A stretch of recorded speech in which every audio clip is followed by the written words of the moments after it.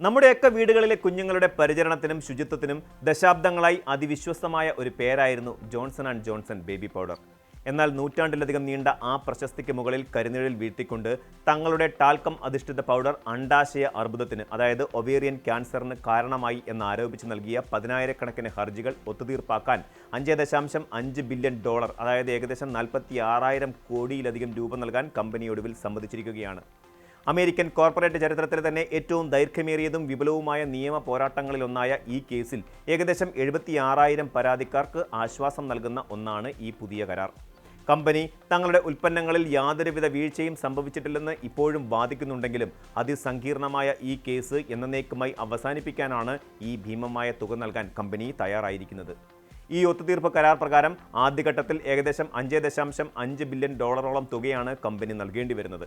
എന്നാൽ പരാതിക്കാരുടെ എണ്ണത്തിലും മറ്റ് വ്യവസ്ഥകളിലും ഉണ്ടാകുന്ന മാറ്റങ്ങൾ അനുസരിച്ച് കമ്പനിയുടെ ആകെ ചെലവ് $7 ബില്യൺ വരെ ഉയർന്നേക്കാമെന്ന് വിദഗ്ധർ ചൂണ്ടിക്കാണിക്കുന്നു.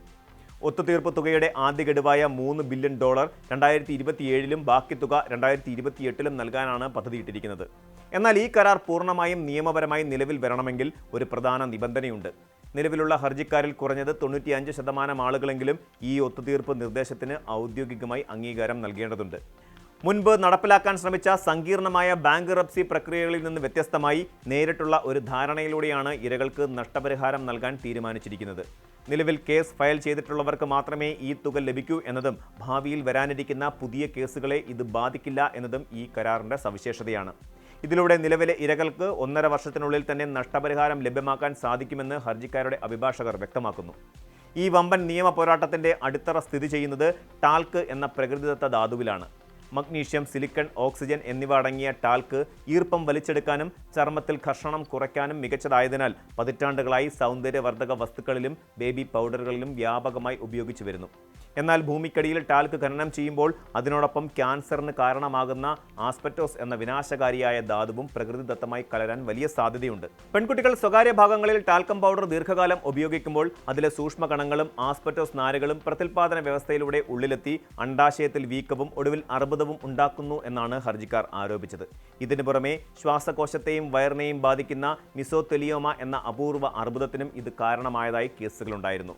കമ്പനിയുടെ അന്നത്തെ ശാസ്ത്രജ്ഞർക്കും ഉദ്യോഗസ്ഥർക്കും 1950-കൾ മുതൽ തന്നെ പൗഡറിൽ ആസ്പെറ്റോസിന്റെ സാന്നിധ്യത്തെക്കുറിച്ച് അറിവുണ്ടായിരുന്നുവെന്ന് വ്യക്തമാക്കുന്ന ആഭ്യന്തര രേഖകൾ വിചാരണ വേളയിൽ പുറത്തു വന്നത് കമ്പനിക്ക് വലിയ തിരിച്ചടിയായി. എന്നാൽ ദശാബ്ദങ്ങൾ നീണ്ട ശാസ്ത്രീയ പഠനങ്ങൾ തങ്ങളുടെ ഉൽപ്പന്നങ്ങൾ സുരക്ഷിതമാണെന്ന് തെളിയിച്ചിട്ടുണ്ടെന്നും ആസ്പെറ്റോസിന്റെ സാന്നിധ്യം ഉണ്ടായിരുന്നില്ലെന്നുമാണ് കമ്പനി ഇപ്പോഴും വാദിക്കുന്നത്. കഴിഞ്ഞ ഒരു പതിറ്റാണ്ടിലേറെയായി വിവിധ US കോടതികളിൽ നടന്ന വിചാരണകൾ തികച്ചും നാടകീയമായിരുന്നു. ചില കേസുകളിൽ ജോൺസൺ ആൻഡ് ജോൺസൺ വൻ വിജയങ്ങൾ നേടിയപ്പോൾ മറ്റു ചിലതിൽ ചരിത്രത്തിലെ തന്നെ ഏറ്റവും വലിയ പിഴശിക്ഷകൾ കമ്പനിക്ക് നേരിടേണ്ടി വന്നു. 2018-ൽ മിസോറി കോടതി 22 സ്ത്രീകൾക്ക് $4.69 ബില്യൺ നഷ്ടപരിഹാരം വിധിച്ചത് കോർപ്പറേറ്റ് ലോകത്തെ ഞെട്ടിച്ച സംഭവമായിരുന്നു. പിന്നീട് അപ്പീലിൽ ഇത് $2.1 ബില്യൺ കുറച്ചെങ്കിലും സുപ്രീം കോടതിയും ഈ വിധി ശരിവെക്കുകയുണ്ടായി. 2025-ൽ ബാൾട്ടിമോറിലെ ഒരു കോടതി $1.5 ബില്യൺ ലോസ് ആഞ്ചലസിലെ കോടതി $966 മില്യൺ വിവിധ കേസുകളിൽ വിധിക്കുകയുണ്ടായി. അതേസമയം ഹർജിക്കാരുടെ ശാസ്ത്രീയ തെളിവുകളുടെ വിശ്വാസ്യതയെ ചോദ്യം ചെയ്തുകൊണ്ട് കമ്പനി പല നിർണായക കേസുകളിലും അനുകൂലമായ വിധികൾ നേടിയെടുക്കുകയും ചെയ്തു. ഒത്തുതീർപ്പിന് തൊട്ടുമുൻപുള്ള ദിവസങ്ങളിൽ പോലും പൗഡർ തന്നെയാണ് തങ്ങൾക്ക് ക്യാൻസർ ഉണ്ടാക്കിയതെന്ന് വ്യക്തമായി തെളിയിക്കാൻ വ്യക്തിഗത പരാതിക്കാർക്ക് സാധിക്കുമോ എന്ന് ഫെഡറൽ ജഡ്ജി സംശയം പ്രകടിപ്പിച്ചിരുന്നു. വിചാരണ തുടർന്നാൽ വിജയിക്കുമെന്ന് ഉറപ്പുണ്ടായിരുന്നിട്ടും കമ്പനിയുടെ പ്രതിച്ഛായയും ഓഹരി മൂല്യവും തകരുന്ന തുടർച്ചയായ നിയമയുദ്ധം അവസാനിപ്പിക്കാനാണ് ഒടുവിൽ അവർ കരാറിന് തയ്യാറായത്. കേസുകളിൽ നിന്ന് രക്ഷപ്പെടാനായി ജോൺസൺ ആൻഡ് ജോൺസൺ പരീക്ഷിച്ച് പരാജയപ്പെട്ട ഒരു പ്രധാന നിയമതന്ത്രമായിരുന്നു ടെക്സസ് 2-സ്റ്റെപ്പ് ബാങ്ക്റപ്സി മാർഗം. 2021 മുതൽ കമ്പനി തങ്ങളുടെ ടാൽക്കം അധിഷ്ഠിത കടബാധ്യതകളെ മാത്രം LTL management, Red River Talc എന്നീ ഉപകമ്പനികളിലേക്ക് മാറ്റുകയും തുടർന്ന് ഈ ഉപകമ്പനികളെ മാത്രം സാമ്പത്തിക തകർച്ചയിലാണെന്ന് കാണിച്ച് US ബാങ്ക്റപ്സി നിയമത്തിലെ ചാപ്റ്റർ 11 പ്രകാരം ദിവാളിയായി പ്രഖ്യാപിക്കുകയും ചെയ്തു.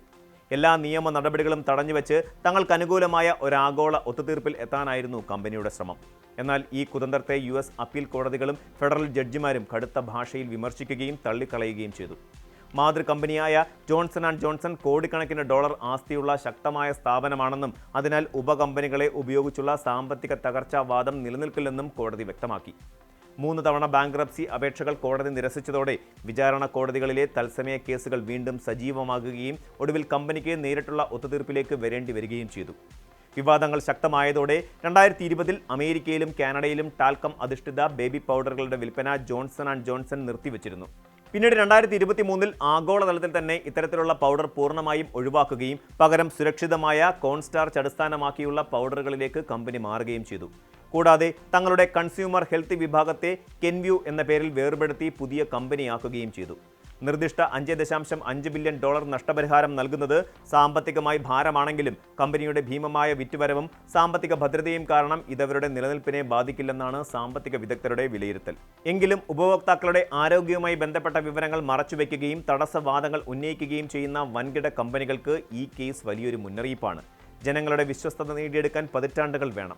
എന്നാൽ ഉത്തരവാദിത്തങ്ങളിൽ നിന്നുള്ള പിന്മാറ്റം സെക്കൻഡുകൾ കൊണ്ട് ആ വിശ്വസ്തത തകർത്ത് കളയും എന്ന് ഈ ഭീമൻ നിയമ പോരാട്ടം ആഗോള ബിസിനസ് ലോകത്തെ ഓർമ്മിപ്പിക്കുന്നു. കൂടുതൽ വാർത്തകൾക്ക് News 18 Keralam YouTube channel subscribe ചെയ്യുക.